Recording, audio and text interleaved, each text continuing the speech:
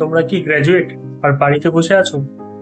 তাহলে আজকের ভিডিওটা তোমাদের জন্য খুবই গুরুত্বপূর্ণ হতে চলেছে, কারণ আমি আজকের ভিডিওতে তোমাদের বলবো 3টে ব্যাংকিং গভর্নমেন্ট জব সম্পর্কে।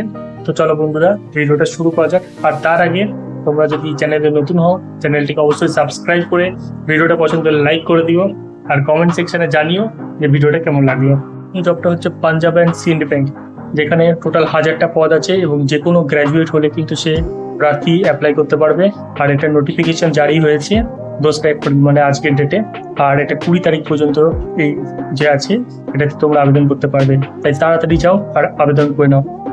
দ্বিতীয় যে জবটা হচ্ছে সেটা হচ্ছে ইউপি কোঅপারেটিভ ব্যাংকের জন্য, যেখানে আবেদন প্রক্রিয়া কিন্তু 25শে মার্চ থেকে শুরু হয়ে গেছে এবং 15ই এপ্রিলের লাস্ট ডেট।